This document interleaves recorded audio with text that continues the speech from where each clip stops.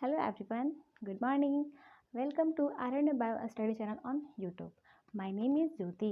हम लोगों ने क्लास 11 का चैप्टर स्टार्ट किया था जिसका नाम है मॉर्फोलॉजी ऑफ फ्लावरिंग प्लांट। हम लोगों ने उसमें बहुत सारे टॉपिक्स भी पढ़े। पिछले क्लास में हम लोगों ने स्टेम के बारे में स्टार्ट किया था, वो टॉपिक था, और उसमें हम लोगों ने स्टेम पढ़ा, अबाउट स्टेम पढ़ा, स्टेम का स्ट्रक्चर पढ़े, और उसके बाद हम लोगों ने स्टार्ट किया स्टेम मॉडिफिकेशन। स्टेम मॉडिफिकेशन हम लोगों ने एक जो टाइप था उसका वो पढ़ चुके हैं, जिसका नाम है अंडरग्राउंड स्टेम मॉडिफिकेशन। अब आज हम लोग पढ़ेंगे sub aerial modification of stem. तो चलिए आज क्लास स्टार्ट करते हैं sub aerial modification of stem के साथ। Sub aerial modification of stem. The stem is partly aerial and partly underground, that is called sub aerial modification of stem. मतलब कि जो सब एरियल मॉडिफिकेशन है, ये इसके जो स्टेम है वो क्या होते हैं, ग्राउंड से कुछ नीचे होंगे और कुछ क्या होंगे, ऊपर होंगे, एरियल पार्ट में होंगे। ये क्या है, ये अंडरग्राउंड पार्ट है और ये क्या है, एरियल पार्ट है। वैसे स्टेम को हम लोग बोलते हैं sub aerial modification of stem. हम लोगों ने पिछले क्लास में पढ़ा था अंडरग्राउंड स्टेम मॉडिफिकेशन, मतलब कि उसमें जो स्टेम होते थे वो पूरी तरह से क्या थे, ग्राउंड में यानी कि नीचे होते थे। लेकिन इसमें क्या है, इसमें जो स्टेम है वो क्या है, कुछ भाग जो स्टेम के ऊपर में है और कुछ भाग जो है स्टेम के वो अंडरग्राउंड यानी कि ज़मीन के अंदर है। वैसे स्टेम को हम लोग sub aerial modification of stem कहते हैं। और इसमें क्या है, कुछ इसके पार्ट्स हैं, जैसे रनर, कुछ प्लांट्स है जैसे इसको रनर कहते हैं, सकर है, स्टॉलन, ऑफसेट। इनके बारे में हम लोग एक करके पढ़ेंगे कि ये होते कैसे हैं। तो चलिए अब हम लोग स्टार्ट करेंगे। रनर, रनर होता क्या है, किस तरह का प्लांट होता है, कैसे इसके स्टेम होते हैं, कैसे मूव करते हैं, इसके बारे में हम लोग आज पढ़ेंगे। तो चलिए पढ़ते हैं runner.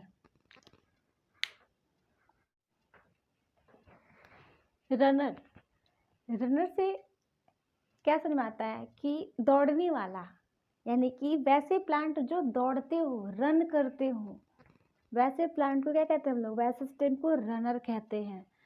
It is a weak creeper stem runs horizontally on the ground. मतलब कि ये जो स्टेम होते हैं बहुत ही वीक होते हैं, और क्रीपर मतलब रेंगने वाला, यानी कि हम लोगों ने वैसे वैसे स्टेम को पढ़ना है जो रेंगते हैं, यानी कि ज़मीन पे फैल करके बढ़ते हैं। तो ये जो स्टेम है इस रनर का, ये ग्राउंड है, ठीक है।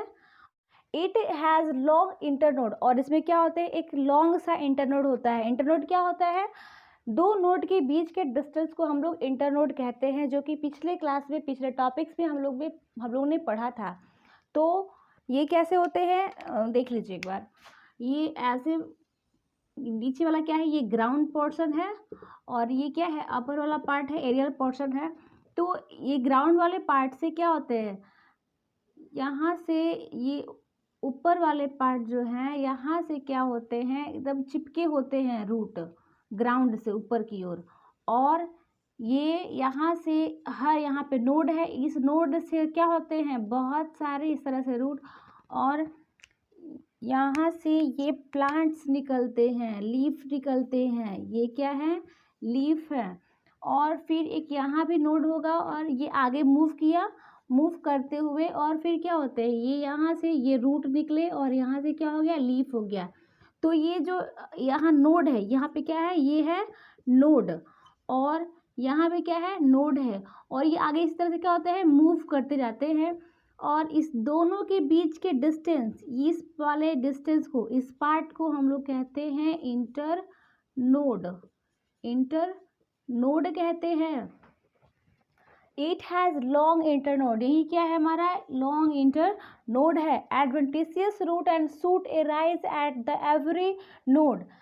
ये क्या है, एडवेंटिशियस रूट। हमने पढ़ा था कि एडवेंटिशियस रूट जो होते हैं, टैप रूट को छोड़ करके, अगर प्लांट के किसी भी पार्ट से, स्टेम के किसी भी पार्ट से अगर ये रूट निकलते हैं तो उसे बोलते हैं एडवेंटिशियस रूट। वो लिप से भी निकल सकते हैं, वो लेटरल रूट से भी निकल सकते हैं, वो ब्रांचेस से भी निकल सकते हैं।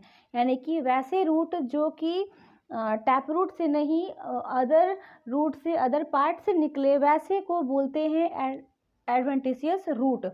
और ये क्या है? सूट। सूट मतलब upper part of the plant to the ground. Ground से ऊपर वाले पार्ट को कहते, क्या कहते हैं? सूट कहते हैं।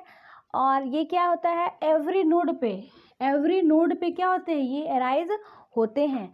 Axillary birds from new branches. और जो एक्सिलरी बर्ड है ये न्यू ब्रांचेज का फॉर्मेशन भी करते हैं। इन्हीं से क्या होता है? एक्सिलरी बर्ड हमने पढ़ा था कि एक्सिल से, यानी कि स्टेम के एक्सिल से, यहाँ से क्या होते हैं?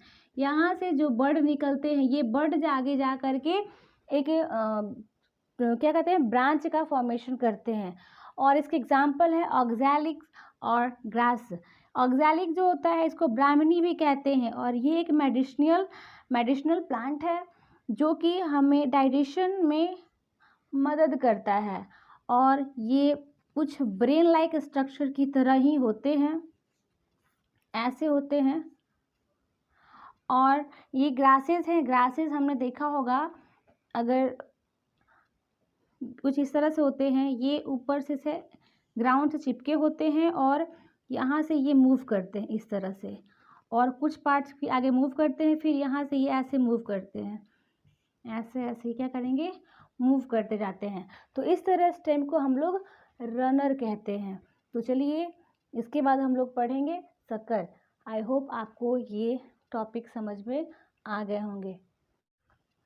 शक्कर, it is a branch arising from the basal and underground part of the main stem। ये जो शक्कर जो स्टेम है ये कहाँ से निकलता है? ये एक ब्रांच है जो कि अराइज करता है बेसल से और underground part of the main stem, यानी कि जमीन के अंदर जो स्टेम है यहाँ से क्या होते हैं? ये जो ग्रो करते हैं इस तरह से।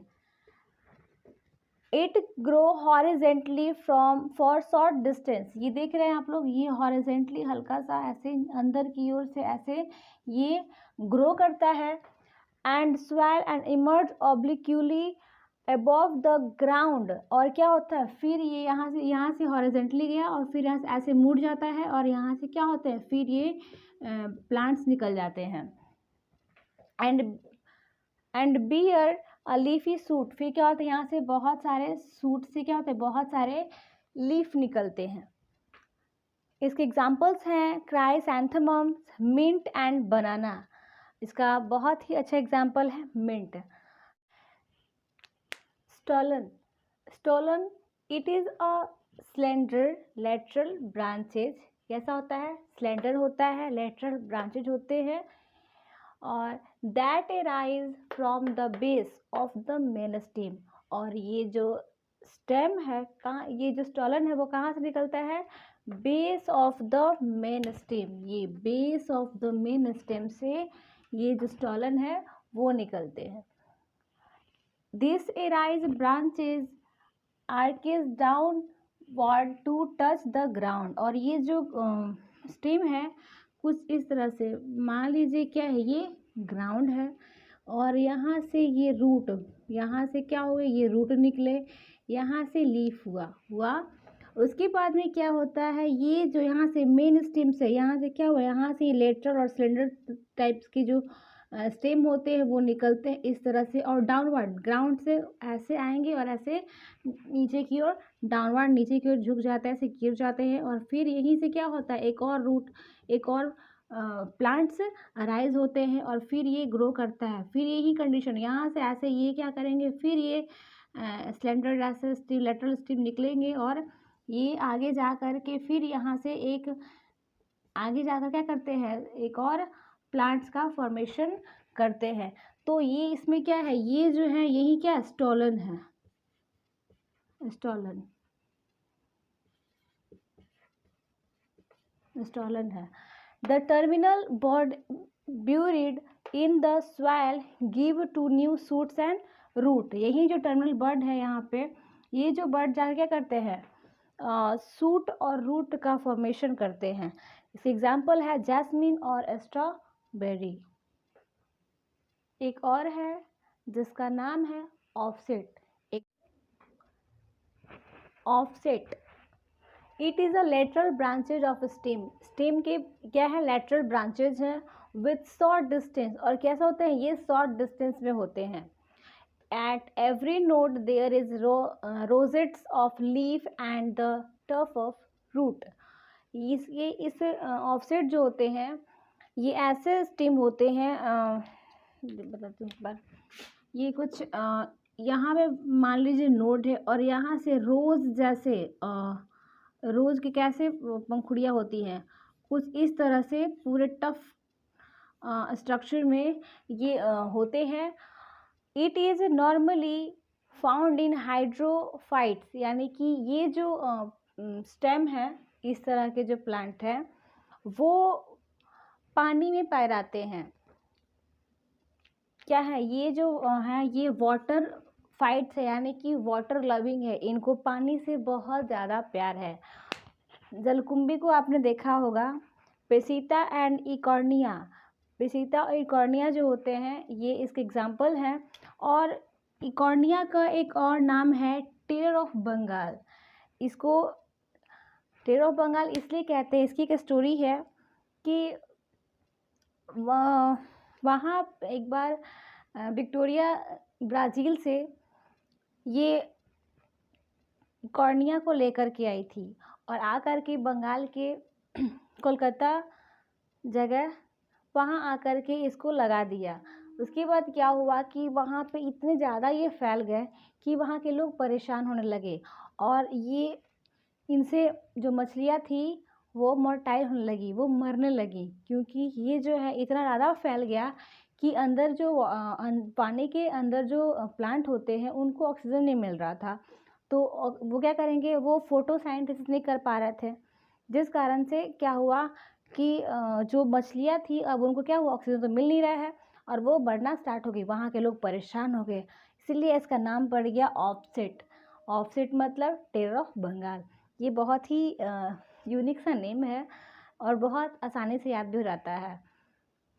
तो आज का हमारा जो क्लास था, वो जो टॉपिक थे ये कंप्लीट हो गए, हमारे कंप्लीट होते हैं। अगले क्लास में हम लोग पढ़ेंगे aerial modification of stem. I hope आपको आज का क्लास समझ में आ गए होंगे, सारे टॉपिक समझ में आ गए होंगे। प्लीज़ मेरे चैनल को लाइक करें, सब्सक्राइब करें, शेयर करें। Thank you so much.